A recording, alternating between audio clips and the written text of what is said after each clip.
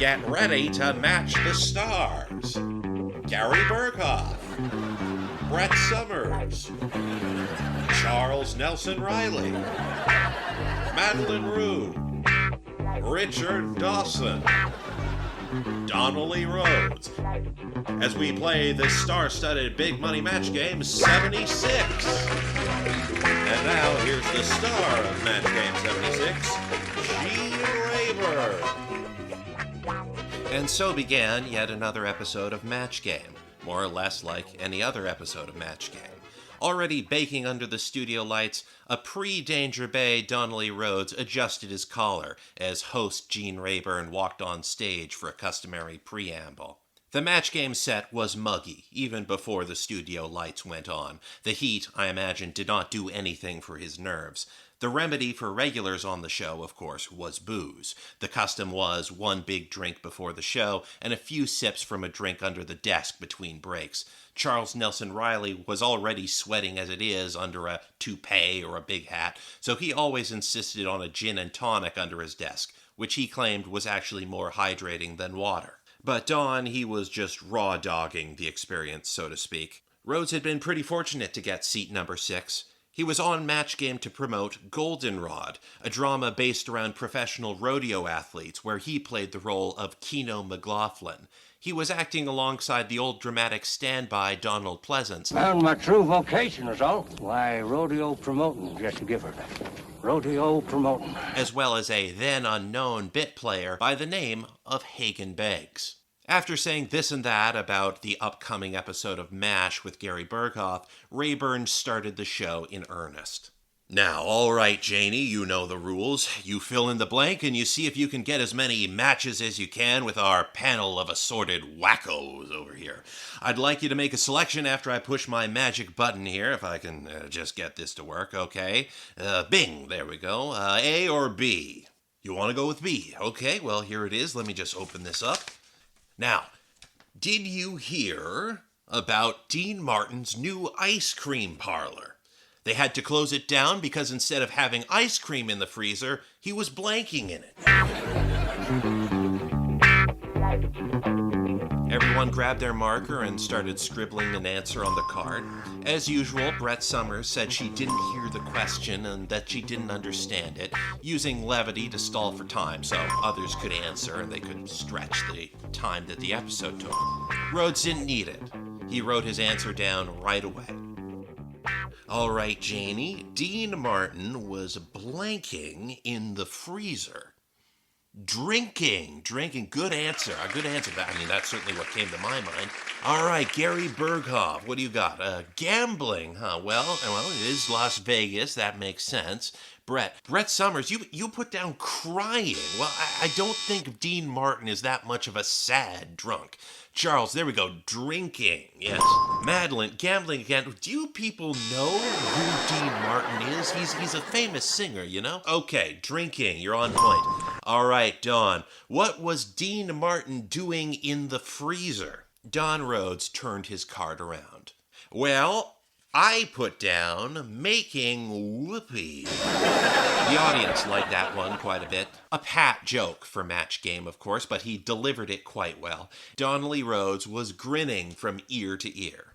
All right, Janie, that's 2 matches for you. Barry, it's your turn, so you've got A left to you. Now, here it is. Dumb Dora was so dumb. How dumb was she? She was so dumb, she thought the Super Bowl was the bull Superman used for blank. Okay, Barry, Dumb Dora thought that the Super Bowl was Superman's bowl for what? Soup. Good answer. Let's check the panel. Cereal? No. Soup?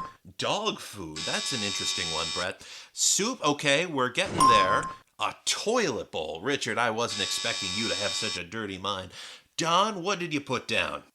Well, I put down making whoopee. A nervous titter from the audience. No, that's not it, Rayburn remarked, quickly moving to break. Rhodes's smile never left his face, not even mid-break when everyone was getting up, walking around, or grabbing a sip or two of something. He just sat there smiling, looking off into space. Rayburn was giving him a funny look, but Rhodes never noticed. "How are you doing, Don?" he asked. "I'm fine, I'm just thrilled to be here," he responded. I don't know if you noticed, but you sort of used the same answer twice there." Oh, did I? Oh, I'm sorry. That's my mistake. I couldn't help it. It's a funny line. It's a good old standby. Then he went back to looking at the wall.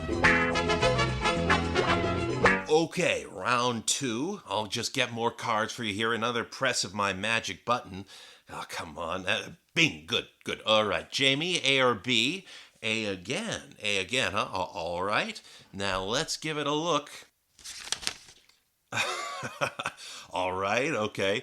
The owner of the sporting goods store said, "That new sales girl is just too skinny. Today, a customer came in and started using her as a blank."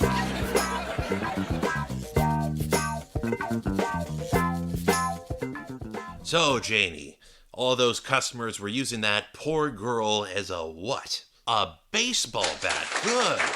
Good. Let's check it out. Golf club, ski, another golf club, coat rack, baseball bat. There we go. Now, Don, give us your answer. He flipped his card around. I put down making whoopee.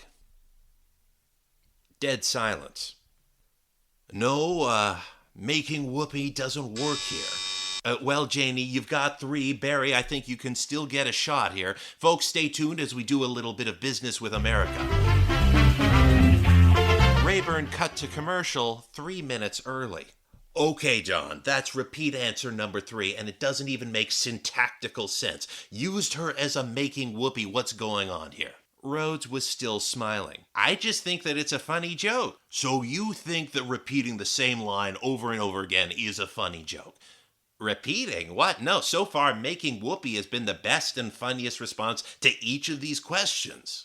I thought that there was something wrong with the order of the questions, Why do these people keep asking me things where making whoopee is the funniest possible answer every single time? Look, Don, look. I know this is how things go down, Don. I'm not a child. Match Game is the show where everybody is boozed up. Gong Show is the one where everybody's on coke. I don't know what to tell you, Don. There isn't a Shrooms game show yet. Are you good to go on? The show is suffering. I mean, I don't know what you're talking about. Making whoopee is a good line. You see how everyone reacted the first time? No, it'll come back around. Trust me. I swear, you just got to keep doing it. I mean, there's a lull right now, but trust me, round the 4th, maybe the 5th time that I say making whoopee, they'll be all over it. I'll get them back. Persistence pays. No, absolutely not. Not even as a bit. You're cheating the contestants if you keep doing this, Don. Well, I suppose I'll do my best, Gene. I have a movie I have to sell after all. Before we go back on the air, though, can you tell me, Gene, what is whoopee? Why is it so funny when people make it? I don't quite get that. But the show was already back on the air. Okay, Barry, this one's for all the marbles. Howard Cosell was so rich. How rich was he? He was so rich that he didn't compete in a soapbox derby. When he was 6 years old, he competed in a blanking derby. Oh God. He saw Don Rhodes's face and the smile he had, and he knew. He just knew. Rolls Royce, a palanquin, sports car. Folks, we're having some technical difficulties. We have to take a break here. I put down making whoopee. No, you didn't put that down. No, he didn't have a making whoopee derby. We're going on break. That's making whoopee number 4, Don, and you said it in the context of a 6-year-old. What is going on? You just told everybody watching NBC that Howard Cosell competed in some kind of a sex race. I blanked. I couldn't think of anything better. Sorry, I'll do something better next time. It's a half-hour show, Don. We're already on to the survey round. Well, sure, but I mean, I'm still on for another whole week. Yeah, I know you're here for another whole week. Back from break, the survey round started. The contestant had to pick one of the top 3 answers from an audience survey. Okay, Janie, fill in this phrase, blank salad. Now you can ask 3 of our panelists for their guesses. Who do you want? Richard, fruit salad. Okay, good. Brett Summers, Caesar salad. Donnelly Rhodes? Making whoopee salad? No, that's not it. Janie, just pick Caesar salad. That's the top one. You can cheat this time. Let's just get this over with. Yeah, that's the number 1 answer. You won $500, whatever. Look, let's just move along and get this over with. Final match with one of these celebrities, and we'll multiply it by like $10 or something. No, you'll get $5,000, okay? Pick your celebrity, Janie. But Janie stopped for a second. She thought it over, looked at Jean and said, I'm gonna go with Dawn. The realization crept on Gene Rayburn's face. Okay, Dawn, you write down your answer. You good? Okay, the phrase is blank sandwich. A brief pause. Making whoopee sandwich? Gene Rayburn didn't even need to check what the answer would be. He just congratulated Janie and gave her 5,000 1976 era dollars. And so, for every single question, for every episode, for an entire week, the only response ever elicited from Donnelly Rhodes was making whoopee. It was the single highest rated week in the program's entire history. Goldenrod, the movie that Don Rhodes showed up on Match Game to advertise in the first place, was a smashing success. Its director, Harvey Hart, would then go on to win the 1976 Canadian Film Award for Best Director. Go ahead, look up the movie Goldenrod on Wikipedia. What I'm telling you is true. Any word of danger? Danger!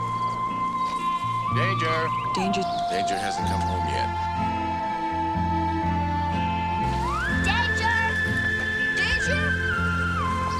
Danger! I'm so afraid we're just never gonna see danger. She could be a danger to herself, Dad. Be a danger to us. Danger!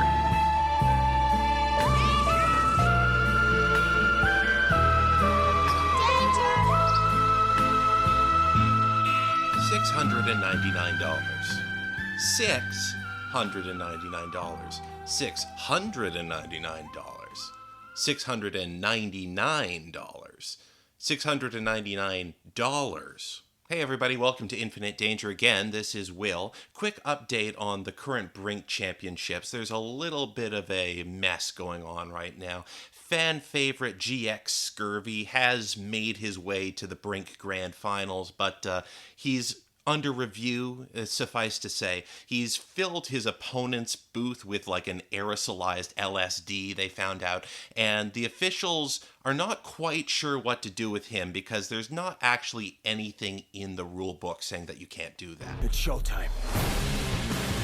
But obviously some sort of unfair advantage is going on here, basically a team handicap. Faye's dysentery, it sounds like dysentery, but it's spelled differently actually. He spent the entire time in his booth on comms just screaming that the Earth is nothing but a bullet train made out of holographic mirrors with tracks that Lucifer had pointed directly at the sun. And naturally his performance as a Brink player was deeply impaired, leading to his team taking a 3-2 loss after a lengthy tiebreaker.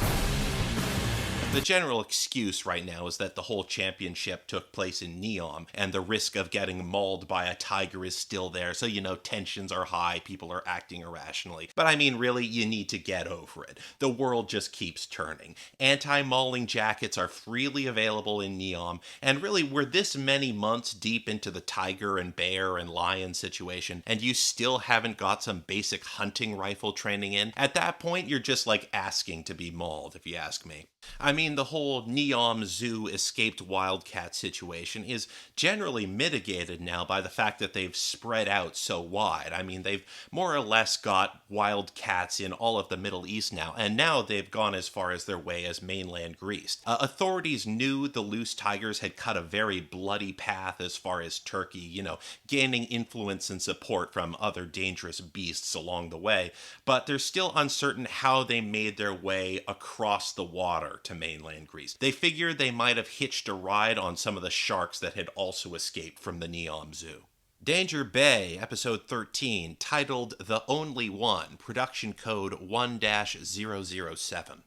Before I go into the customary cast and crew section of this episode, I'd like to do a quick recap. I've been falling behind in listing all of the genres the Danger Bay show has chosen to be so far because at some point I just stopped. The show has been a cop show, a western, a mystery, a medical drama, a family moral fable, a lifetime drama, a spy thriller.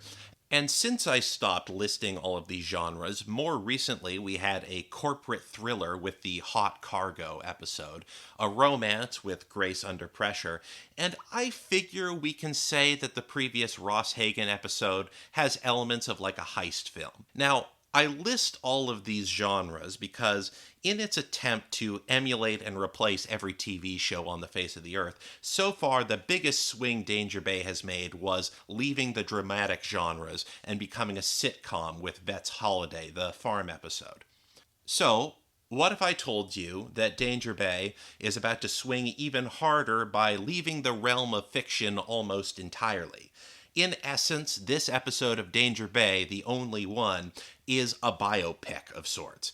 I vacillate on qualifying it this way because Grant and the gang are all here, and they're fictional, but their role is to stand around and witness real events while the show cuts to documentary footage. For the record, I say biopic. I don't say biopic. People started saying biopic, and they never asked for my permission to do so. So I still say biopic. I do it the correct way. This concept here of showing how the fictional institutional figures would react to real events basically means that Danger Bay invented the concept of the newsroom 30 years early. That's why the Danger Bay lawyer successfully sued Aaron Sorkin, and once again, Chris Crabb has got his power of attorney. When Aaron Sorkin dies, he's getting buried in a pyramid too, just like Nick Cage is. That's Chris Crabb's doing as well. Gilbert Shilton returns to direct this episode, and we're all familiar with old Gil quite a bit by now, so just a quick sampler instead of anything in depth. Gilbert Shilton directed episodes of a TV show called 100 Deeds for Eddie McDowd,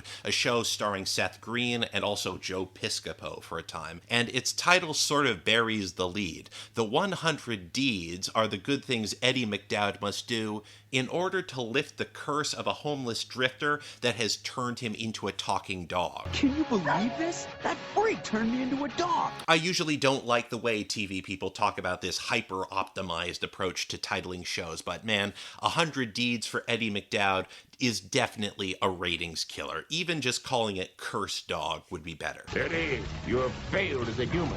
You turned me into a dog. Man, you'd figure Seth Green and Joe Piscopo's agents would have better judgment. They're usually so on the ball. And how about this other show that Gilbert Shilton directed for? He directed episodes of Mysterious Ways. How does one explain the plot of Mysterious Ways? You know the X-Files, Mulder and Scully dynamic, one believer and one skeptic working together. What if you transplanted that same dynamic into another show, but instead of, aliens and conspiracies, the show was turning its eye on miracles? Not anything particular, just miracles in general. It's a non-denominational show. It's really the sentence, I'm not religious, I'm just really spiritual, and turning it into a television program. You investigate, what did you call it? Miraculous Phenomena. Like, let me paint you a mental picture here. Every episode's opening theme has a bunch of words written in the papyrus font, just fading in and out and panning across the screen. Miracle. Rational, spiritual, science, coincidence, destiny, and then throw in some Sanskrit and Chinese characters around the corners, just, for good measure. I don't want to come off as some kind of misogynist, but the fact that the most astrology-ass show ever made was a standby on the W channel in this country was not a surprise to me. The show was also redundant because Canada already had a TV show where a detective used the power of astrology to catch killers. These blood splatters tell me the killer is a Pisces. Check all the art museums. We gotta be quick, people. He's going to have an unexpected encounter with an old acquaintance any moment, and it's the perfect time for him to make bold decisions. And that show was great, way better than all of this wishy-washy coincidence or destiny nonsense. Best part of the show was the title, Horus Cop, with the cop in all caps, of course. Now that's a title. No 100 deeds for Eddie McDowd shit here. That freak turned me into a dog. The writing for this episode also belongs to a person who's a familiar face by now, one John T. Dugan of Purex Summer Special fame. The well still hasn't run dry for me on John Dugan, but I mean, where do I go now? Let's see, well, he wrote a pre-airplane Peter Graves vehicle called Court Martial, basically Jag before Jag. He wrote an episode of a one-season program about a police chopper crew. He wrote 7 episodes of Kung Fu. That's as many episodes as Danger Bay, actually. How about this? He wrote 2 episodes for the show called Columbo. Have you heard of this one?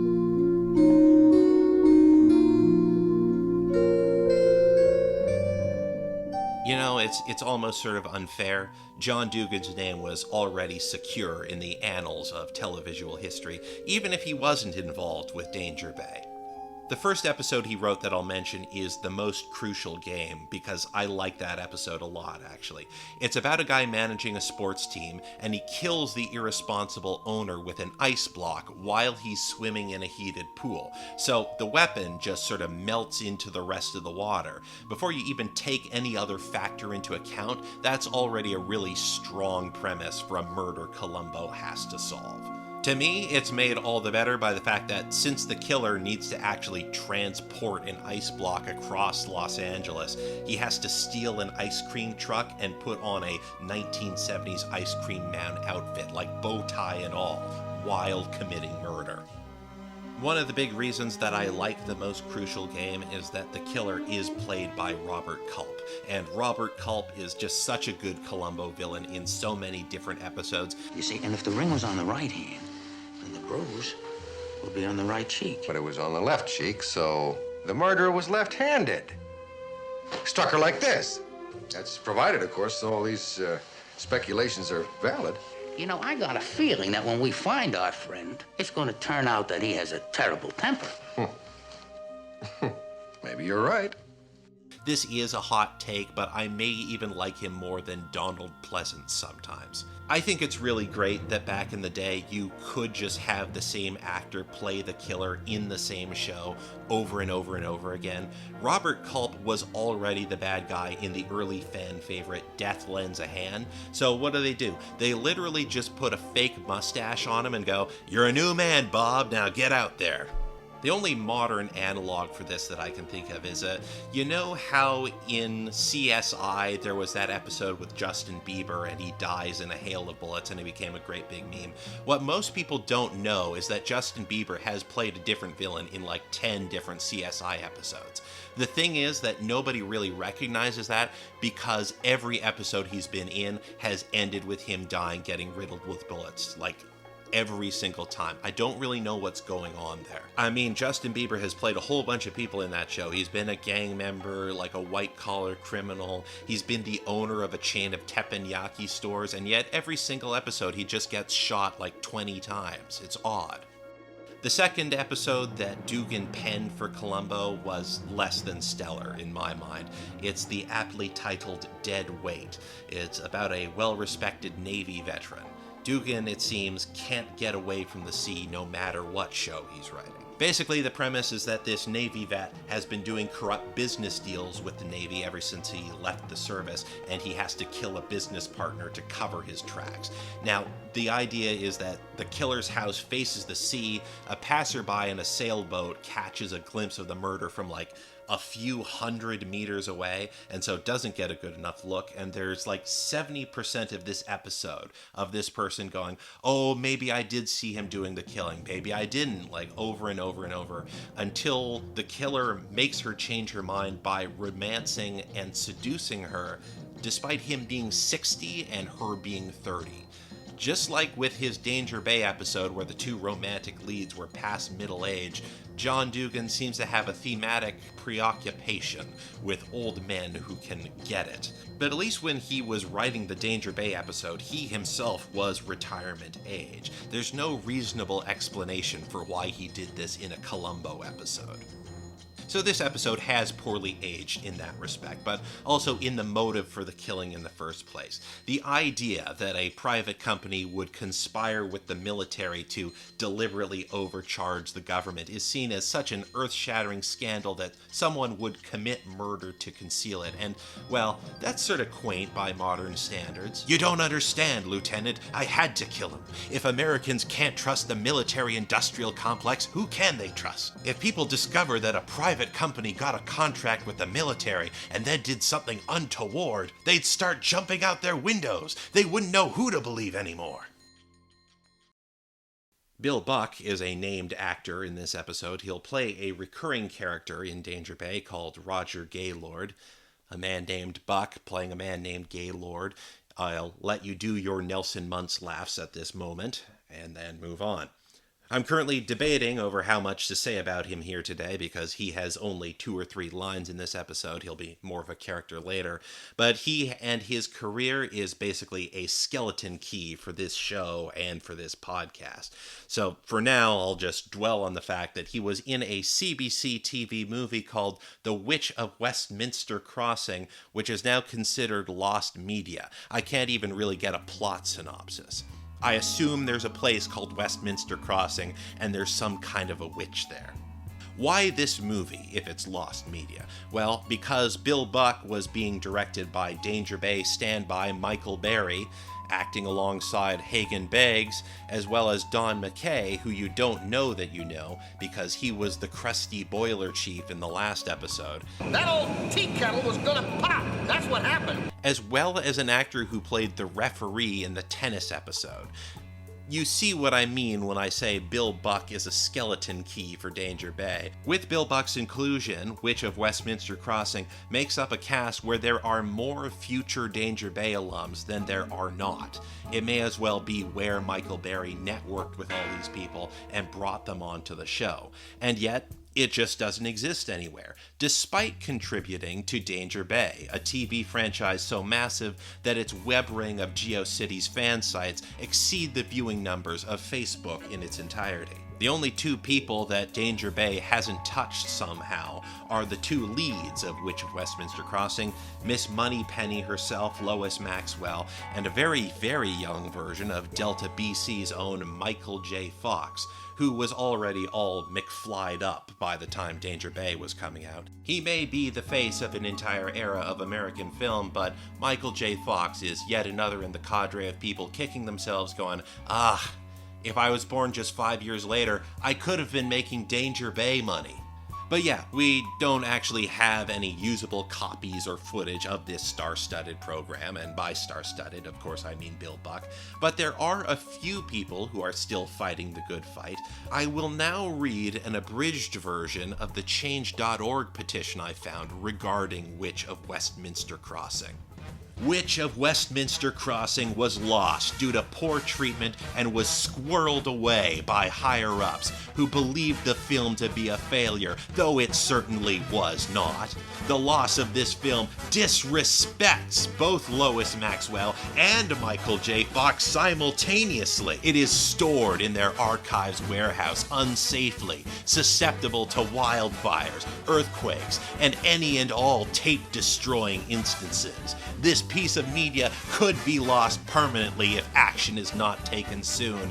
Every day, media-destroying events happen, and we can only do so much to save this beautiful piece of history. If the movie is permanently lost, there will be nothing left to do for it, and we will have officially left Michael J. Fox, Lois Maxwell, Reg Romero, Hagen Beggs, and tens of talented newer actors behind, no matter how undeserving they are of this betrayal. Each of the actors qualified to play in this film were handpicked by CBC directors, and they have all been disrespected and nearly spat on by the loss of their early legacies. This is all seeming very intentional on their behalf, and it is appalling. Normally, I'm all for the preservation of media and making sure it's available to the greatest number of people, but if lost media can produce beautiful prose like this, I think that the CBC should get to burn a random videotape every once in a while, just for fun.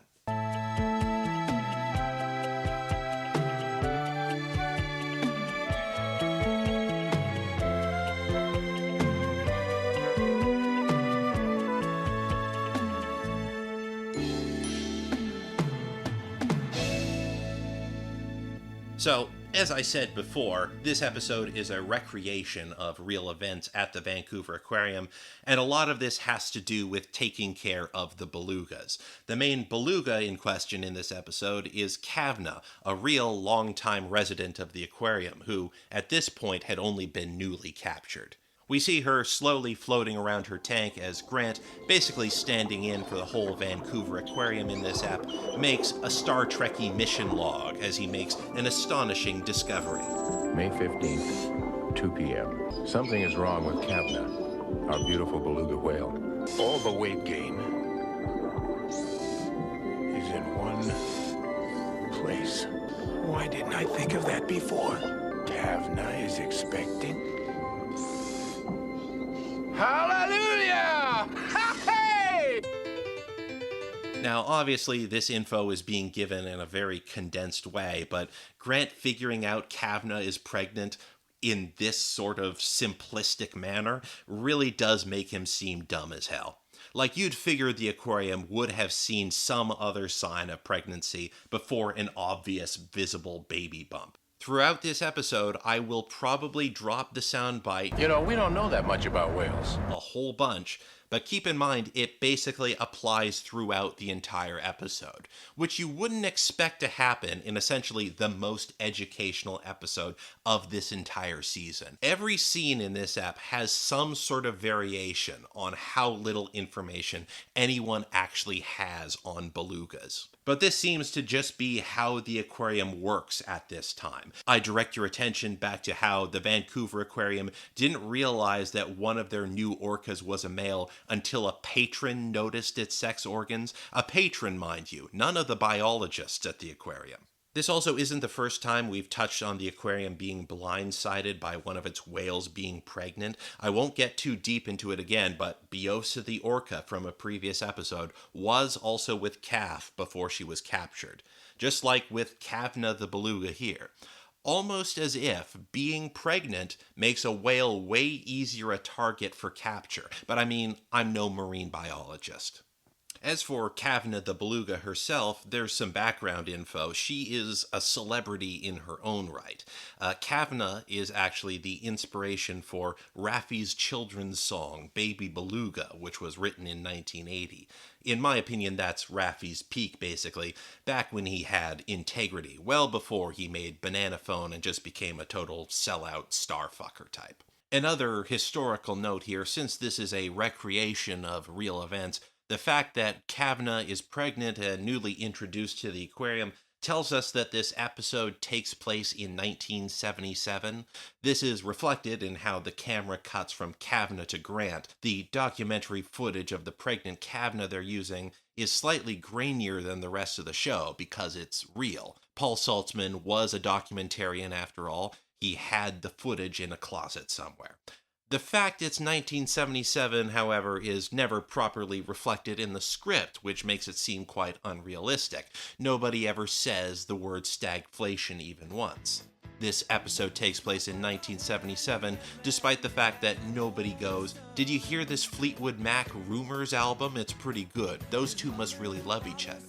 It takes place in 1977, despite the fact nobody goes, "You heard this song Southern Nights? I think it's pretty good. Mind if I play it 5 times more in a row in this taxi cab?" It takes place in 1977, despite the fact there are no new characters raving about the brand new cinematic sensation remaking the entire film industry, Smokey and the Bandit, of course. It takes place in 1977, despite the fact there are no Anglo-Canadians going, "Well, now that the Blue Jays have finally been founded, Canada finally has a baseball team." Well, I mean, I know there are other teams, like there's the Expo, that's technically Canadian, but I mean, it's nice that there's, you know, a Canadian team for like real Canadians. It takes place in 1977, despite the fact that nobody ever actually says, "Hey, did you hear that Deng Xiaoping is back in power? The Gang of Four, they're all arrested now." It takes place in 1977, despite the fact that nobody ever mentions, "Hey, did you know that Süleyman Demirel of Turkey has formed another 3-party coalition?"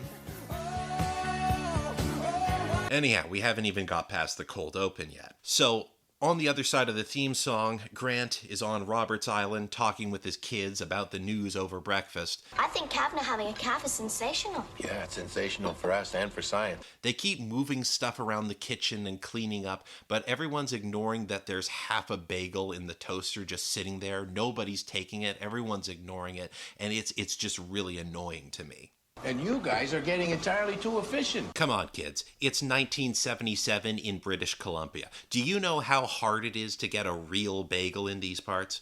At this point, it's all just slices of Wonder Bread with holes cut through the middle. There's also a new wrinkle in the decor of the Roberts house. It makes sense that an aquarium employee would have photos of orcas around, but having a magnified portrait of one with a big oval vignette around his face makes it seem like a step too far.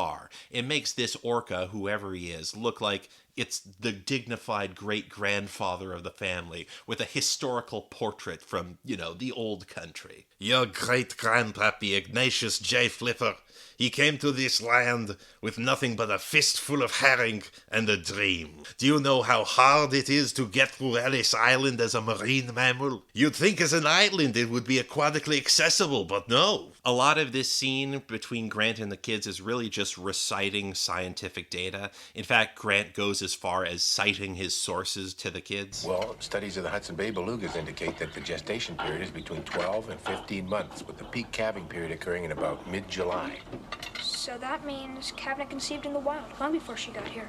You get an A for arithmetic. From a narrative perspective, though, what's happening here is Grant is answering very reasonable questions from Jonah and Nicole, presenting what is more or less a list of excuses or a rationale for why the aquarium keeps on being surprised by quite basic info about their own whales.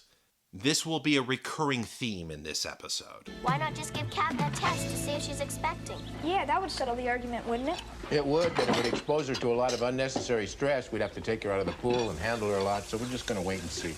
Just leave it to nature, huh? That's always the best way, Jonah. Oh, actually, we know so little about all these whales that we have on 24/7 surveillance because we care too much about nature. You know, we don't know that much about whales. Also, you may remember this show's already had several story beats elsewhere that make a point about how frequently the aquarium tests whale blood. Am I going to make you late for opening curtain with this blood sample? You take Bios's blood to a human hospital? Oh, sure. Whales are people, too.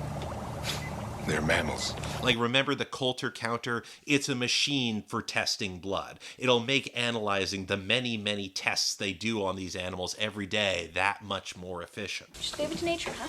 That's always the best way, Jonah. Given the mostly non-fictional nature of this episode, analyzing this is very difficult.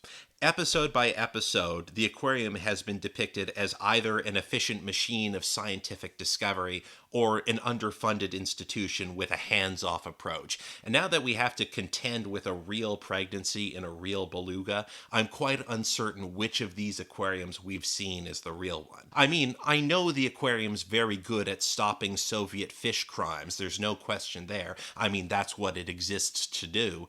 But whether it's the right place for a beluga to give birth is totally obfuscated by contradictions between each episode. Grant tells Nicole that Kavanagh's baby being born will be a historic first, but doesn't necessarily say what for, simply requiring the audience to put two and two together with the fact that he says, A word of caution. Don't get too emotionally involved. The odds are about 100 to 1 that the beluga baby won't live more than a few days. I know, but we gotta face reality. Now, usually I try to do plot points as they come because this podcast has enough diversions without me leaping back and forth in the timeline. Danger Bay is just that rich and layered of a text. But here the script of this episode itself is just leaping ahead and directly spoiling itself. And really, the show has to, the Vancouver Aquarium has to, because it needs to tell its audience, okay, I don't want you to think for a second that anything that's about to happen in this ep is anything but routine. Don't get too worked up about it. Grant decides to be the nice dad, and he lets the kids call off the school boat to let them spend more time with the pregnant beluga for the day. Leaving the house with half a bagel still in that fucking toaster. Come on, eat that bagel. That's food waste. And, having spent all that time establishing himself as a marine life expert, Grant quickly undercuts all of that by just putting all the dirty breakfast plates in front of Danger the otter and going, okay, here you go, girl, eat up. Bye, Danger. Be a good girl. The narration of the next scene gives us a little bit more real historical background. June 3rd, 11 a.m. Kavanagh shares her pool with Lugosi, a handsome 14-foot male, and with Sanak, a typical juvenile beluga. Acrobatic, skittish, always looking for fun and games. Sanak, the child beluga, was captured alongside Kavanagh, even though it was a child. This gives us a glimpse into a difference in the naming conventions of different aquarium eras. In 1977, they're calling their whales stuff that seems sort of mystical or exotic, or at least an accurate reflection of where they caught the animal. You know, Kavanagh, Sanak, Biosa. In 1967, meanwhile, they're just going, hey folks, check it out. We've got two belugas. One's named Bella and the other's named Lugosi. The name Beluga was pretty close, so we named both of them after a morphine-addicted vampire. Smile for the camera, you two. A once-in-a-lifetime happening. Successful birth and survival would be an aquarium breakthrough. A scientific milestone. Of course. Science, research needs funding. Hagen Beggs gets to be the boss in this next scene. He's sitting at the head of a big boardroom desk, and he's surrounded by people like Roger Gaylord, Bill Buck's character, as well as Marta, the German orca trainer, who very famously is not Dawn Davis. She is sporting a brand new mullet, one that's got a little party in the front as well, because, I mean, we know Marta, like, she's a real party animal, yeah. Great. I'm anxious to see if she finds anything. Everybody's proposing strategies to ensure as safe a birth as possible. For Grant's part, his main strategy involves keeping the lying media out of the way. Roger, get right on it. Alert the media. Right, Dr. Dunbar. Press, radio, television, the news services, and... Now, just a minute now. Hold the presses. We have to create a natural, stable environment for her and leave her alone. No stress. Grant, I wasn't planning a three-ring circus. He really doesn't like having the news people around. Once again, the aquarium really is a law enforcement entity. But of course, on top of all of this, the show takes pains to remind us the chances for a successful delivery and survival are extremely doubtful. There are no precedents. Only one beluga has ever been born alive in captivity. But he only lived for, what was it? Just 8 minutes. All right, I'll go along with this if you think it's necessary. It is. Again, don't get too excited here. If something goes wrong, it's not our fault. At least it's not specifically our fault. And then a weird back and forth that I don't really get. Across the desk from Grant is an embodied stereotype of a nerdy scientist pencil pusher. He's got glasses, a receding hairline, he's wearing a lab coat in a non-lab setting, and he gets in a minor spat with Grant over what kind of research and data collection is allowable. I'd like to record their sounds for study and analysis. What's that going to take? Well, I'll have to install special sound monitoring equipment and underwater microphones. And and I'll install surface lights over the pool. Well, surface lights are a strange new element. It might disturb the normal environment. That could result in a premature delivery. Come on, Grant. Now, take what I'm about to say with a grain of salt, because I am not a marine biologist, but I was voted the most intelligent podcaster of the Brink community 3 years in a row, so I think I have the right to say something on the matter. It has been established that Grant wants a natural birth for Kavna. Okay, you have the self-awareness that what an aquarium does may be invasive to the beluga. Well, we won't have anything to research if we lose the baby. And no documentation if it lives. Gentlemen, please. I propose a compromise. Marta, she simply can't hold back her emotions about this beluga. Keep it together, woman. You're too emotional. Great. The debate is presented as ending in a middle path approach, but it all just leaps over the fact of the matter. Grant, the moral center of the show, is pushing for the crucial nature of a natural birth, but is eliding that inside any aquarium, a natural birth simply isn't possible. She's going to give birth with no midwives, just the way she would have to in the wild. But she's not in the wild. Kavna and her prenatal calf are living in a big laboratory every day of their lives. They are specimens in a big test tube, a big petri dish, whatever you like, no matter how much of the staff of the aquarium deeply love her. All Grant's protests in favor of a hands-off birth serve to do is A, refuse to call a spade here, and B, block research that would probably result in a less insane infant mortality rate for captive belugas in the long run. You know, we don't know that much about whales. Can you imagine a baby 4 to 6 feet long, between 100 and 150 pounds? Now, there's a strain.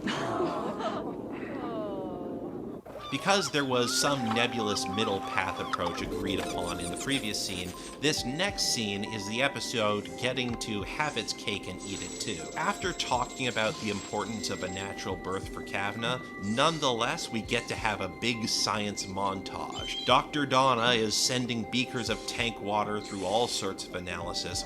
I want the pool water monitored 3 times a day now, instead of just once. Grant is listening to whale song on some big reel-to-reels with some wonderful chunky headphones. The switching between 1977 documentary footage and 1984 actor footage is more obvious here because whenever Kavna the beluga swims past any of the actors in the window, she obviously isn't impressively massive. Do you know she's eating up to 30 pounds of food a day?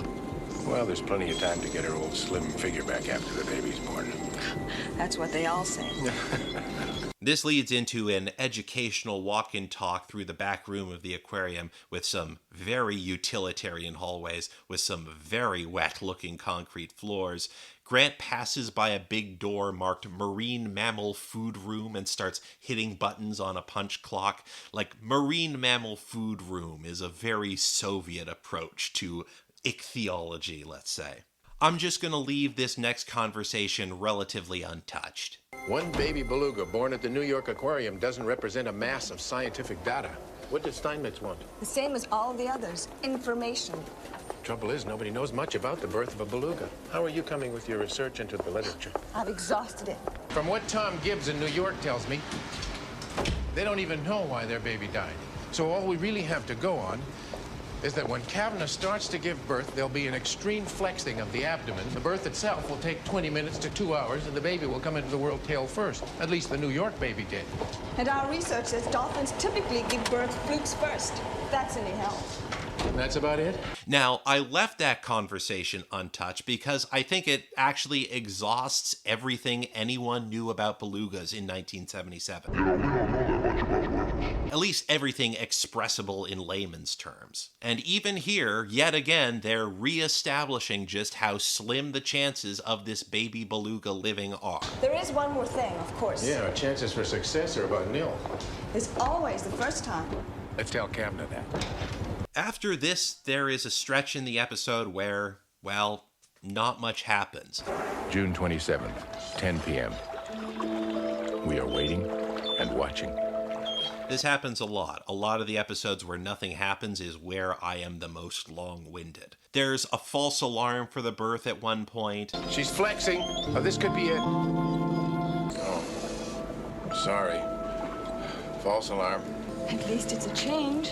There's some more archival footage of pregnant Kavna with some narration that's really got its Star Trek influences on its sleeve here. July 13th, 9 a.m. Another day of waiting, another day of watching for signs of the blessed event. There's enough conscious padding for time in this episode that there's a scene without any music or narration that is just Grant Roberts driving the Jeep into the aquarium parking lot, parking the Jeep, getting out of the Jeep, and walking into the building. Just the whole process. Don Rhodes himself clearly understands that this is filler because he's doing his best to be interesting to salvage it. He's whistling the whole time and does a behind-the-back throw with his keys. Now, remember that this is Vancouver in the 80s. Science here had barely gone beyond the four humors. When Don Rhodes does a neat trick with his keys, he was bearing the risk of being called a warlock. Desperate grasping for filler is nothing new in the history of Canadian television. You may remember the famous miscommunication between Corner Gas and CTV Broadcasting, where the creators of Corner Gas created a 23-episode season produced on a 24-episode contract. So the crew just hastily arranged an episode where Brent Butt unfolded and refolded the same paperclip for a half hour without any music or dialogue. It has since been universally recognized as the funniest episode of Corner Gas ever. And then, finally, the moment of truth arrives. Donna, she's expelling her amniotic fluid. It's starting. I can't believe it. From here, most of the footage in the scene is just pure archival documentary film. The fictional characters are off-screen providing narration, but most of what we're seeing is slightly dark, slightly blurry footage of a real beluga birth. Look at that. That is fantastic. History is being made here at our aquarium. And they're using it because it's basically the best footage anyone had of the real thing, even in 1984. There's all this cutting between real archival footage and fictional character conversations continuing. She may have had a previous birth in the wild. The narration just gets more and more layered as the fictional tries to merge with the real here, all culminating in, I guess we'll call it the money shot.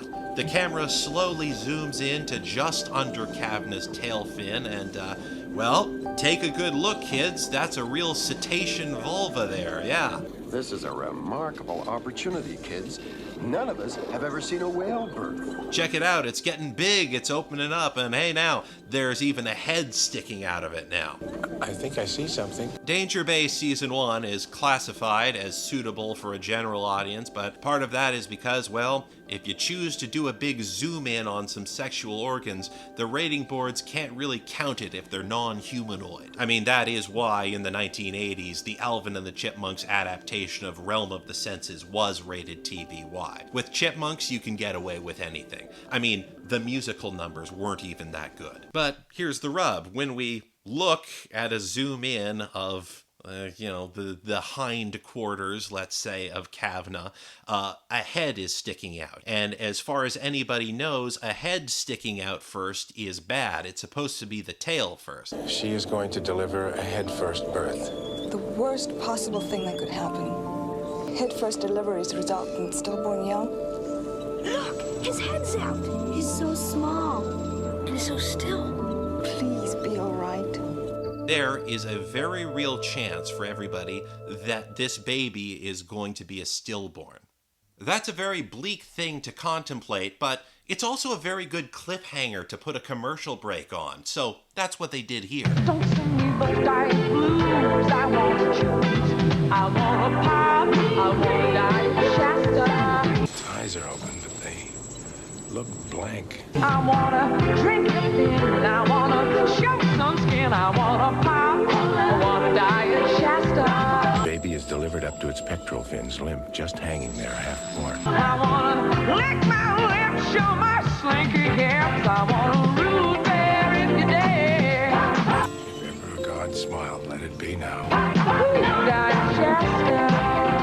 Whether this baby is a stillborn or not, nobody's going to be able to find out until the actual birth is complete, which is a very long process for a beluga. This gives us more time for characters to stand around waiting, biting their nails, They cut to the clock, they cut to archival footage of Kavna, cut to one of the Roberts looking worried, cut back to the clock again. This observation room all these characters are in gets used a lot, and so whoever lit this room went really, really overboard.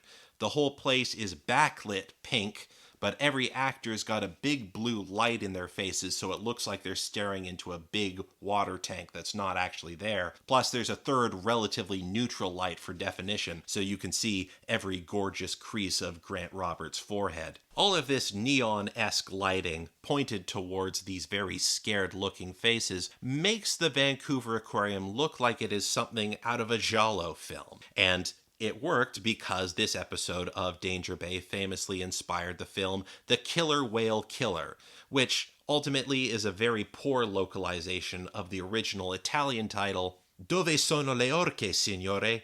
Ho bisogno di massacrare una biologa con il seno grande.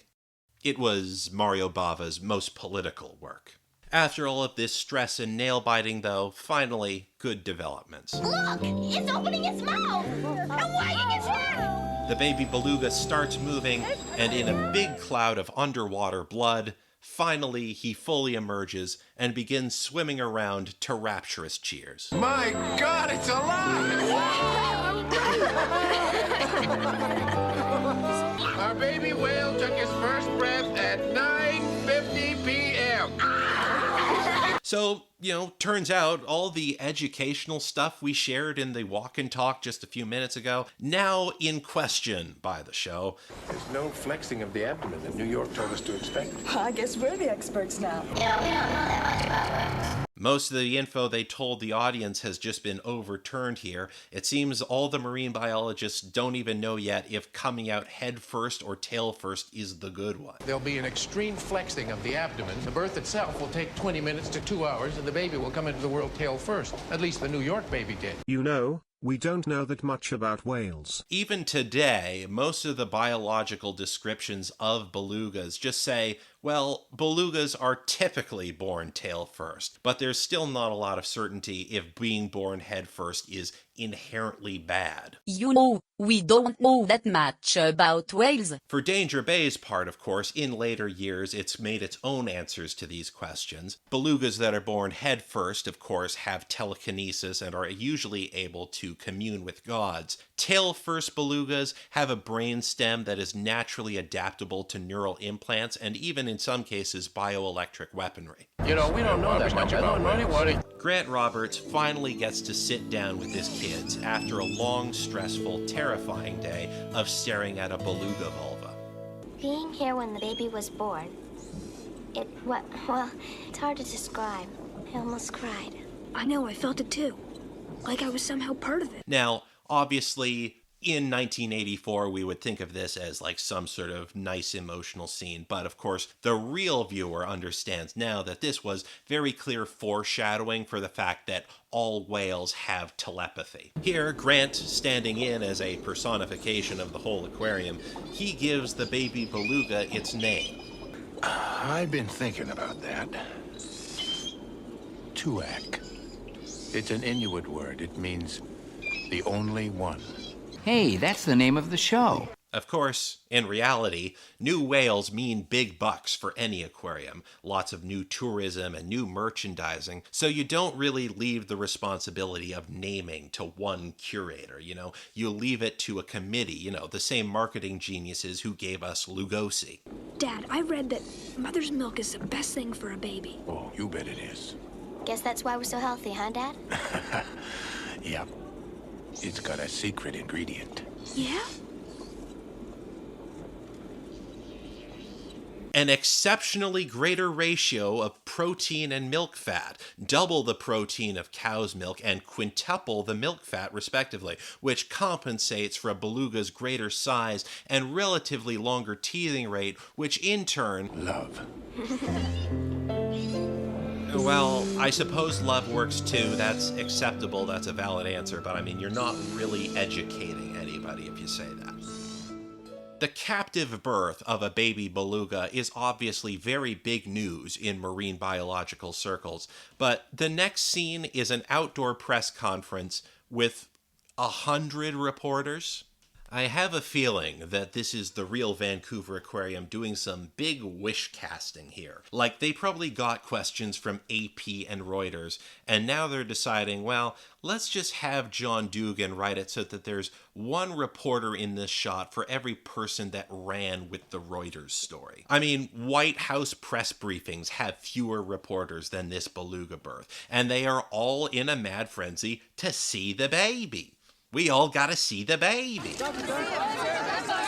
We cannot allow you in at this time. But when can we see the baby? However, the aquarium has complete film coverage of the birth of the Beluga baby. Prints are being made ready for release to television. You take some pictures? I have press releases here for you all. And you're in luck. Here comes Dr. Dunbar, director of the aquarium. Dr. Dunbar, can you confirm the baby is cute as a button, sir? Sir, Dr. Dunbar, do you have any comment on the Beluga calf's relative childish whimsy and joie de vivre? Doctor, can you assign this joie de vivre a number between 1 and 100? Doctor. The B-roll and narration about how everybody simply loves Tuac keeps going. The show keeps cutting between more archive footage and posters at the aquarium saying, "It's a boy." There's a mural with a beluga sticking its head out of a baby carriage. And then outside of the aquarium, someone walking around in a terrifying beluga mascot costume, dancing around and hugging kids, making me instinctively go, get that thing away from those children. This walk-around mascot has got a big sash around its shoulders saying, Bebop Beluga, Vancouver Aquarium. And you know, when you have to put a name tag and institutional accreditation onto your mascot, that's how you know it's a marketing powerhouse. That's the sure sign you've got the mind share, move over Cheeton. It's mostly Bebop Beluga's head that is freaking me out here. It's like a giant white thumb with eyeballs attached. Black, lifeless, unblinking eyes. Bebop here is designed to always be smiling, which on a beluga means he's got his big-lipped mouth permanently open, just wide enough to stick a child's head in it. The mouth has to be open, though, because that's where the human inside this beluga suit needs to look through, which creates this scenario. Imagine, you are 5 years old, your parents have taken you to an aquarium to make you learn about nature, and some pale white freak beluga homunculus dashes up to grab you. It puts you tightly in its arm, and as you stare into this monster's cavernous maw, 2 human eyes are staring back at you. Bebop Beluga is one of the lower rung mascots in Canada, at least according to the official rankers of such things, mascotmetrics.com. Bebop Beluga gets a 4.3 on 10 on the Joyful Enthusiasm score. He gets a 2.5 out of 10 in Comic Mischief, 3.1 for huggability. He gets saved a little, though, by a 6.3 on marketable plushie conversion metrics, because he is a beluga at the end of the day. But he gets a 2.0 on fan appeal to round the final score for Bebop Beluga down to 3.6 out of 10. But I mean, let's be honest, all fan appeal stands for is reviewer tilt. It really is absurd that all these walk-around mascot review sites try to create this veneer of objectivity, especially since user reviews for Bebop Beluga tell a very different story. They're much more split. Users for Mascot Metrics say of Bebop Beluga things like, Bebop Beluga would be gentle and debonair in real life. He would take you to a fancy restaurant for your first date. Imagine falling and being caught by Bebop Beluga in his muscular arms, feeling his warm breath from his blowhole. One of the user reviews is simply nutritional info about beluga milk. That was pretty informative. That's how I knew it had 5 times the milk fat of cows in the first place. The music in this scene is pretty schmaltzy. It sounds like the theme to Endless Love, but the needle is stuck on the vinyl record playing it. Our beluga mother and child seem to have captured the minds and the hearts and the imaginations of everyone everywhere. It was the happiest and the most crowded of times at the aquarium. The weeks that followed were like one long celebration.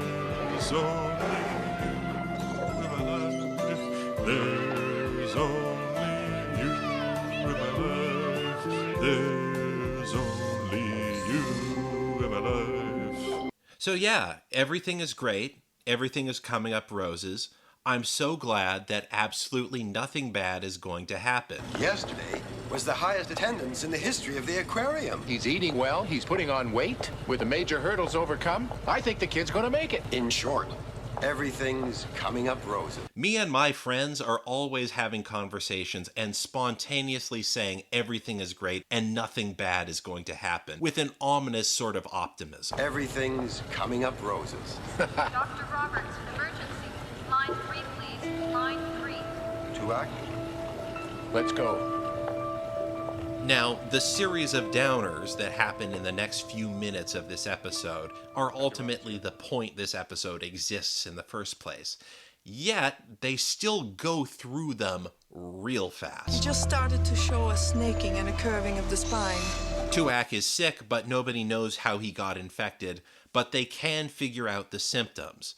In fact, they spend a lot of time factually reporting said symptoms. He's been laying on the bottom of the pool, like he is now, and then, for no apparent reason, he comes up to the surface and just floats there. This has already been an episode comparatively high in scientific explanations, but here the episode takes a turn and they're just summarizing medical records from 1977. With a heavy listing to the side and breathing very rapidly. Case in point. As you would expect, Grant is burning the candle at both ends to make sure that Tuak survives. He is practicing what he preached in the tennis episode. Not only does the guppies before yuppies rule apply here, but so does fish before family, evidently. Jonah and Nicole called again. They want to know if you're going to be home for dinner tonight. Oh, could you do me a favor, Donna? Call them, tell them, I'm sorry, I just can't make it. They've been missing you a lot, Grant. I know. This leads to a really great performance on Don Rhodes' part, where Grant's looking for solutions from other doctors. I've been using tetracycline, Tom. It isn't doing the job. Could you suggest something else? I've asked everywhere. You're my last hope. I guess I'm just grasping at straws, huh? Okay. Thanks, Tom.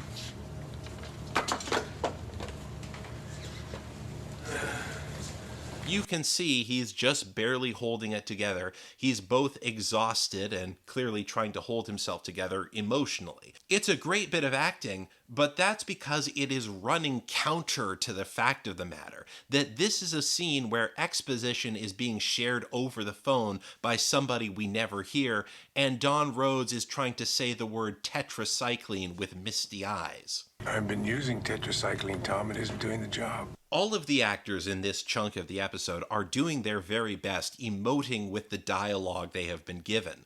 But the script's shift to pure expository biological jargon has a clear distancing effect. And while I don't think it's intentional, I also don't think it's coincidental. In the first 3/4 of this reenactment of real events, all the pluses for the aquarium were getting written in, and all the fictional characters acting as its avatars were active decision makers. Grant Roberts got to name the damn baby in the first place. Well, Dad, does your baby arrive today? Have to ask the mother. Hello, Kavna. Are you delivering today? She's not talking. Now it's time to write in the minuses, and the dialogue reduces these very same characters as just a passive choir, dismayed spectators reciting factual matters. His blood tests show that he has a bacterial infection that's caused by a nocardium orca. With a heavy listing to the side and breathing very rapidly. Just the water intake jets to the pool create less of a current for him to swim. We've used all the resources of modern medicine and science. Go down to the underwater viewing room, take closer. What did the latest blood tests show? The antibiotics aren't working. Anyhow, they eventually find the cause of Tuak's sickness. Something has infected his food or an ingested bit of water or something, but he has a virus in his system. Where did it come from? We don't know. Water analysis shows it wasn't in the pool. This seems like a pretty easy thing to happen at the Vancouver Aquarium. The water in a beluga tank is getting recirculated with new ocean water, but it's always going to be a more concentrated environment than the ocean itself.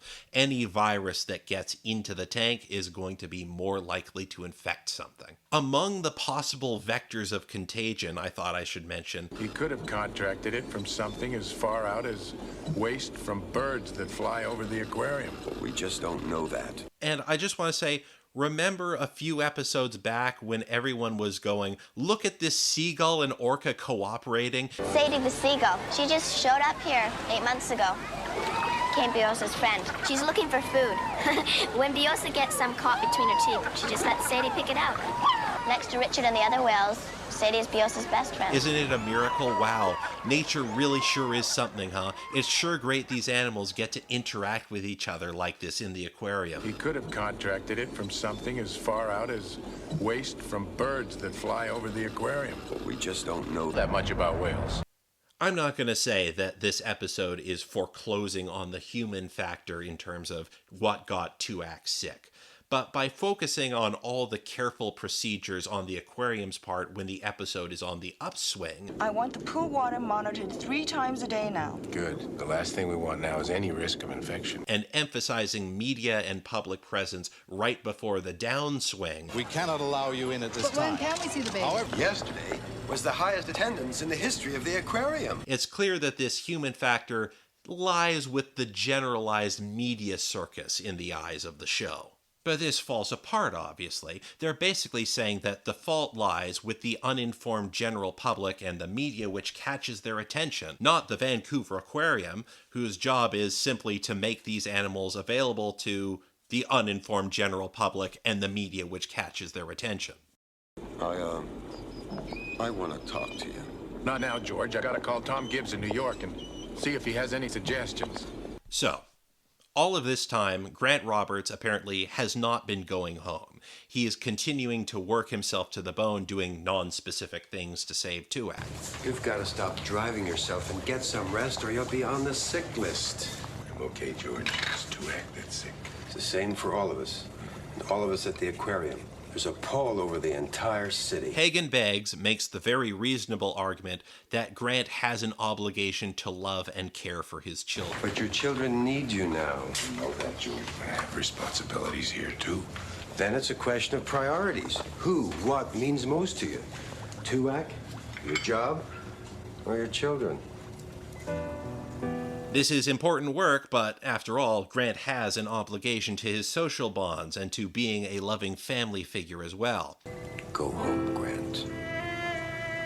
In the end, this is a very reasonable, rational suggestion to make. Anyway, the moment Grant says that George has a point and he should spend more time with his family, do you know what happens immediately? At 9:40 p.m. on November the 1st, 111 days after his birth, we lost our little Beluga baby.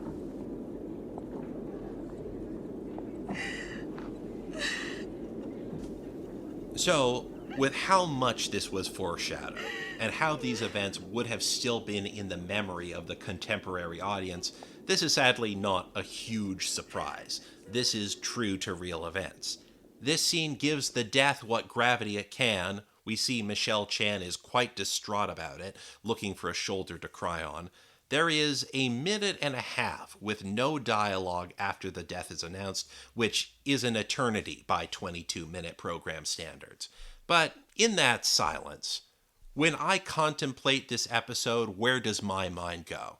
Well, how they chose to arrange things kind of is a surprise.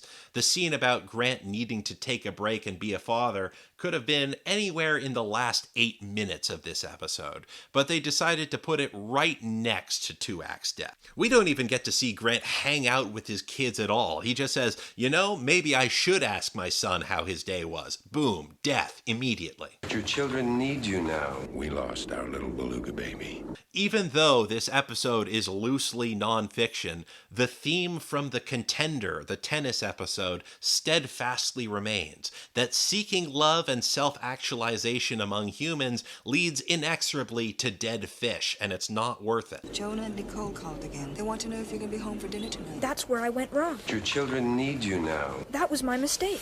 In all honesty, when I started off this podcast, I was not expecting the tennis episode to basically be the keystone that all of the rest of Danger Bay was built around.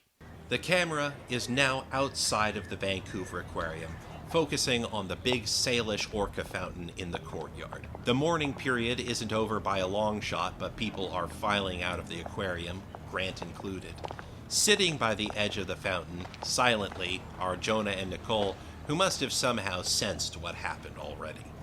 A barely lit Grant walks up, hugs them both, sits them back down, and the Roberts family launches into the 3 or 4 lines that the rest of this whole episode was written to get us to. Come on, sit down for a minute. Dad, would we have lost Tuak if he had been free? I think he would have gone even sooner in the wild, Nicole. We had all the tools to save him, and we couldn't do it.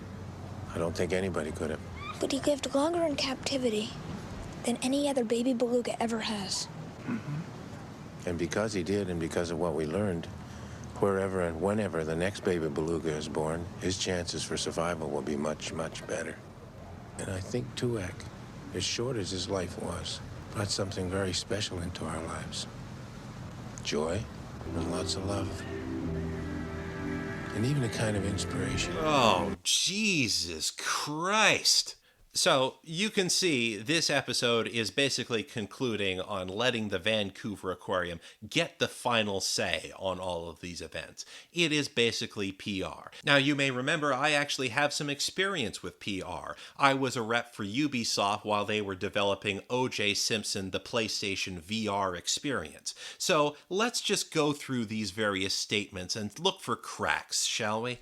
I think he would have gone even sooner in the wild, Nicole. I can't argue from the standpoint of pure marine biology, but even I can see that this is just an unfalsifiable statement, one which doesn't even hang within the framing of the episode we just watched. Repeating just how often belugas in captivity die instantly is like the main thing that they've done here. The chances for a successful delivery are extremely doubtful. Yeah, our chances for success are about nil. He only lived for, what was it? Just 8 minutes. The odds are about 100 to 1. There are no precedents. I think he would have gone even sooner in the wild, Nicole. As far as having all of the tools to save Tuak, We had all the tools to save him, and we couldn't do it. I don't think anybody could have. well, most of the purpose of those tools is mitigating for Tuak being born in an environment he is unsuited for in the first place. The aquarium is always going to have to work around this, talk around this, even at their most competent and well-intentioned. And nobody is ever at their most competent all the time. Remember, this is the same aquarium that didn't realize Kavna was pregnant in the first place, or even know the sex of their own orcas. You know, we don't know that much about whales. Now, the fact that Tuak lived longer than any other baby beluga in captivity. But he lived longer in captivity than any other baby beluga ever has. That is actually true for the time. Tuak lived 4 months, to be precise. The average beluga is presumed to live anywhere from 35 to 50 years. The fact that beating the world record is treated as an important consolation really does seem profoundly Canadian to me. Only the country that proudly says it was founded on compromise and has a national seal saying 3 out of 5 ain't bad in Latin, only Canada could produce this sort of conclusion. But when a living being is concerned, I don't know if that cuts the mustard. Call me an idealist. 4 months of life is a lot more than the previous record of 8 minutes, but it is far less than 50 years. And because of what we learned, wherever and whenever the next baby beluga is born, his chances for survival will be much, much better. As of 1984, when this was first aired, that data still had not really done what they're promising here.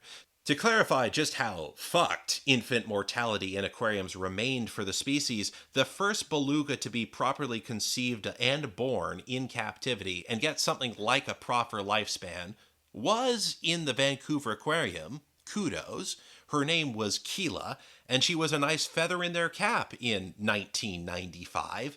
After the events of this episode, there are still nearly 2 decades of unsuccessful captive births to go. If you ask me, the aquarium was taken aback that Keela lived at all themselves, because this beluga's name is just an abbreviation of the Inuktitut word for beluga. No grandiose, the only one stuff here. I mean, like, imagine there's a 15-year-old human, he's running around playing soccer, prepping for a social studies exam, and the mom and dad are just sitting there still going, we're not confident he's gonna make it. We simply call him the boy for now. Secondly, even once we take out this future information that Danger Bay writers couldn't possibly know, this claim about collecting data falls apart within the very world of the show. Grant, you were one of the people who was pushing against this data in the first place. You were the guy arguing against that nerd in the lab coat in the first place. It might disturb the normal environment. That could result in a premature delivery. Well, we won't have anything to research if we lose the baby. And no documentation if it lives. With all of these flagrant contradictions at the core closing argument of this episode, it is only fitting that Grant concludes to his kids, I think the little fellow was a shining example of how we can all survive against the most impossible odds. in a story about a beluga that has very much not survived.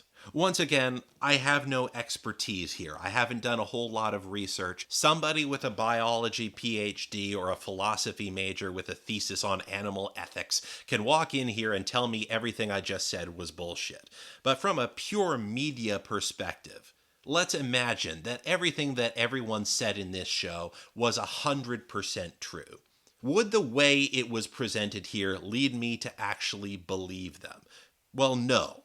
The whole way through, you can tell the show is taking a really defensive stance that leaves you more skeptical at the end of it. I mean, imagine you watched this episode totally out of the know, and you thought Tuak and everything else was wholly fictional, as I'm sure many actually did. You would still be perplexed, because a workmanlike, straightforward screenplay would not have spent so much time making sure you knew that this fictional aquarium staff did absolutely nothing wrong. From a pure fictional perspective, human error leading to Tuak's death is exactly where the narrative's gravitational pull would take you. Human error beyond Grant saying, yeah, I probably should go play catch with my son. Or at the very least, the fact that a beluga probably shouldn't be born in an aquarium. Precisely because none of this happens, even approaching the episode with a knowledge base of 0, you figure that something is off by the end. Everything about this makes you more skeptical than when you started. I mean, really, the episode's very existence creates skepticism. Why does the Vancouver Aquarium need a propaganda arm to address these things at all? It's like every time the CBC or CTV ask the question, are Canadian grocery prices getting fixed? To answer that question, we're going to talk to the Loblaw's party apparatchik. He was a winner, wasn't he? It wasn't my book, son. The only one.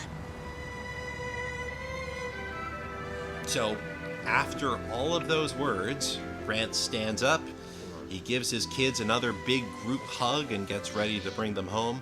Surprisingly for a show of this era, it is Jonah and not Nicole who is visibly crying and clutching on to his dad, but they finally manage to stand up and walk off screen in a big zoomed out shot of the entire aquarium. And in comes the exciting theme song. We got action, we got adventure.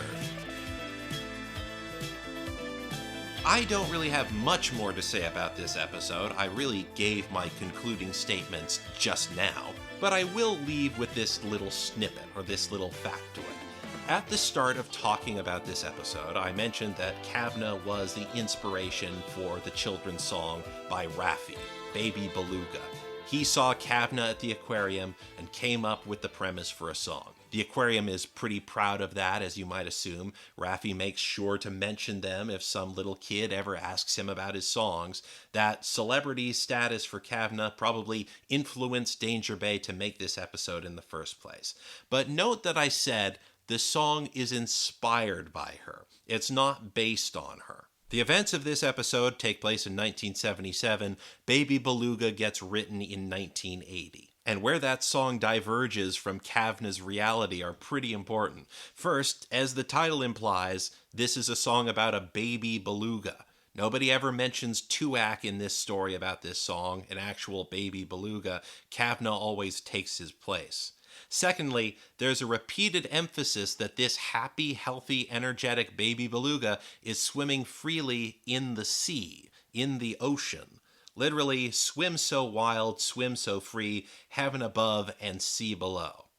Look, I don't do analysis on children's media, okay? I analyze Danger Bay. But there's a song tons of little kids learn before they can even read, and this is its background. I'm not going to make a YouTube video titled The Secret Dark Undercurrent to Baby Beluga. I mean, if you do make that YouTube video, please credit me and give me a share of the profits. But Baby Beluga, it's a happy, carefree song. I don't think Raffi is some kind of cynic, starfucker, though he may be. But in order to make that happy, kid-friendly song, he had to look at that Beluga with that history and realize, you know what a real joyful thing to sing about would be? Whatever the exact opposite of all of this is. That's something to chew on for a long time, I think, there.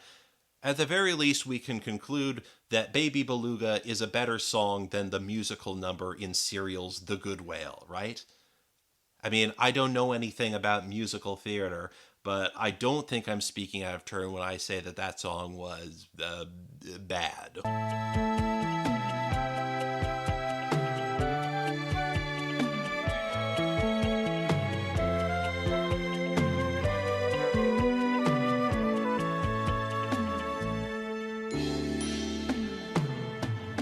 So there you have it. That was The Only One, Danger Bay's odd sort of stab at presenting non-fictional content with a fictional Danger Bay-themed rapper. It's kind of odd. They never really invested that much into non-fiction ever again. They did it, here and there. The only other big non-fiction episode was the one where they explained that everything that happened in July 2011 was totally an accident, and all the courts agreed it was an accident, so they weren't liable.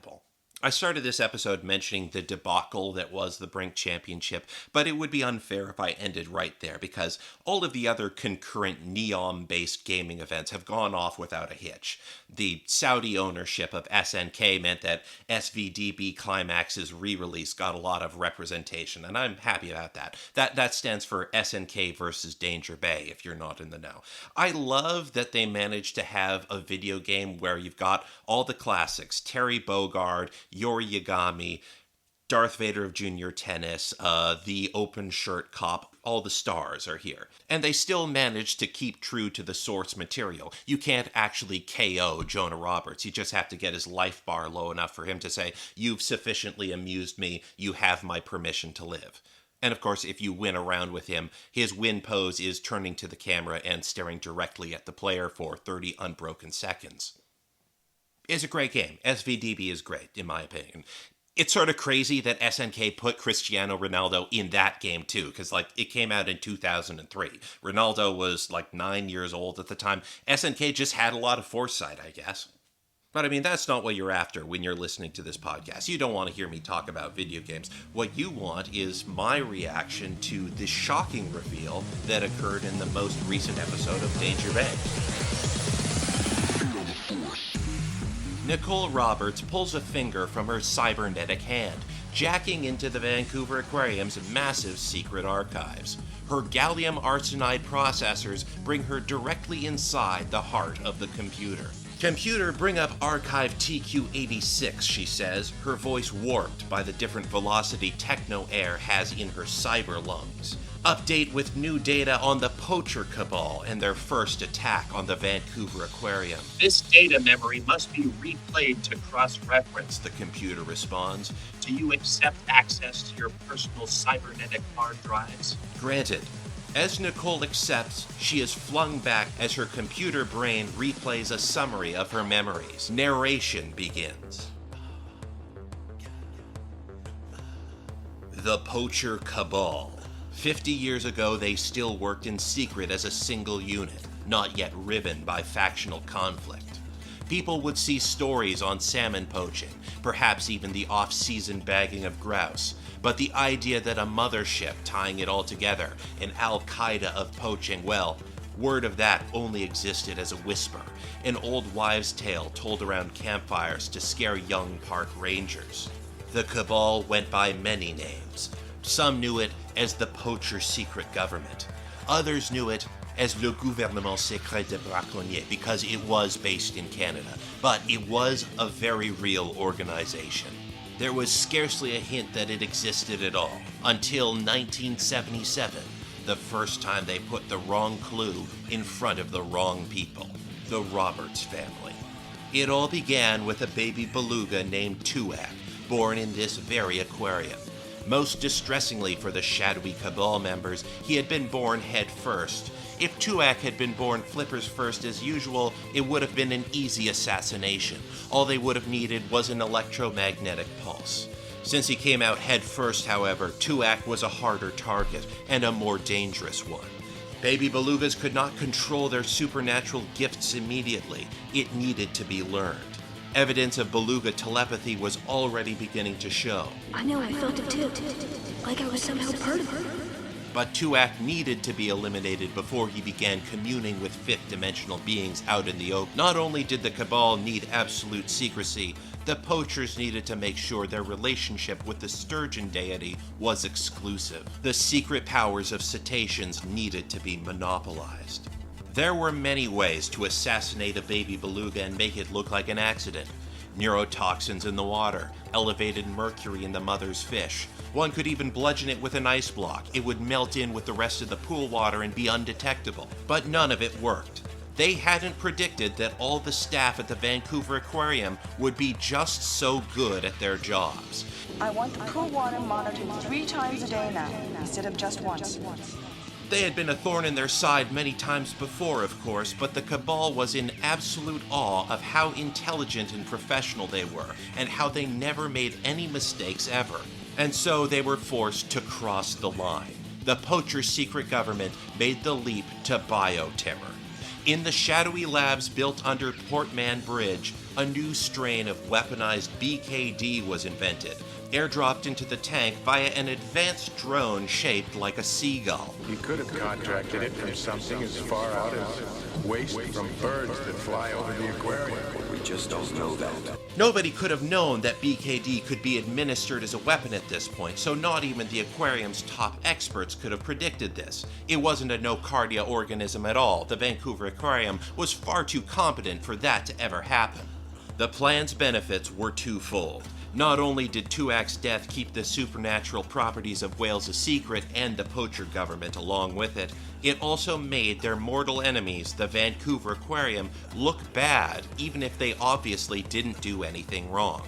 But those drastic measures would start a ticking clock for when the Roberts inevitably discovered their evil plot and the arcane workings of the ocean. Nicole pauses the memory re-upload. This is where I'd like to add new info into the archive. What is your input? The computer asks. Nicole responds. The aquarium's hacking operation has made a brand new link in the chain. As we all know, when the poachers weaponized BKD, they employed black magic to do it. But the vials that were used to make it were all destroyed, so we never saw the sigils that got used. Today, however, we found a design document dated 1977. It was a vial made to hold dangerous bacteria. And sure enough, all along the side of it were sigils, but none of them were recognizable to us, until I realized they were all shapes and designs that came from the gigantic Nazca lines. The computer clicks and whirs for a second as it processes the horrific implication. The Nazca lines? But Nicole, the Nazca lines are a landmark in... Yes, that's right. They're in Peru. The plan that killed Tuak, the beautiful beluga baby, it has its origins in Peru. The poachers wouldn't have been able to use this magic unless the Peruvian government had direct involvement in the assassination attempt. Wow, the AI assistant says. I'm a computer, so I'm totally objective and impartial, and I think somebody should really do something about the Peruvians. Honestly, most of this was just a recap episode. I can understand the argument that lots of people want to come in and watch from the middle of the show and just get a good catch up on what's going on. But I mean, honestly, you shouldn't be watching Danger Bay 2025 if you haven't watched the other 40 years worth of content beforehand. I mean, what are we doing here? Some people on forums are just saying like it's totally mind-blowing that Peru was involved in killing Tuak, but I mean really, I feel like it was sufficiently foreshadowed. The thing that's really got me intrigued, though, is, as most Danger Bay watchers will remember, American Samoa was also behind the killing of Tuak. That's where I'm interested. I want to see how the Peru-American Samoa alliance came to be. So that's it from me for today. Thank you for listening to Infinite Danger yet again. Be sure to check me out on Twitter and Blue Sky. I am Chasm Cabe on both of them. If you're ever in Vancouver, buy my tours on the Questo app. And of course, be sure to check out the Kitty Sneezes Patreon. We've got a lot of cool stuff posted up there for you guys. We've got a new guest article from documentarian Errol Morris about the Thin Blue Line. It's been titled, "Psych, That Guy Actually Did It. I've Been Trolling the Whole Time, LOL." Thanks for tuning in. See you next time. Danger comes from below. Infinite Danger was written, recorded, and produced by Will Riley in association with KS Media LLC. The theme is derived from Amore Grande, Amore Profondo by Il Guardiano d'Alfaro. We can be contacted through Twitter or Blue Sky at KASMKAVE or through kittysneezes.com. Danger Bay was produced by Danger Bay Productions Incorporated in association with the Canadian Broadcasting Corporation, Telefilm Canada, and the Disney Channel. Support Infinite Danger and other fine projects at patreon.kittysneezes.com. This has been a Kitty Sneezes production. Danger! Danger! Danger. Danger hasn't come home yet. Danger! Danger!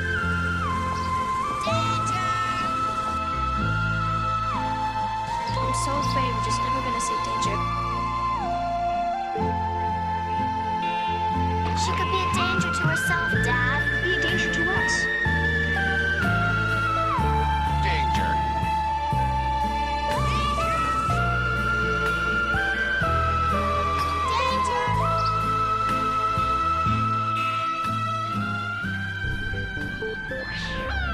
KittySneezes.com in color.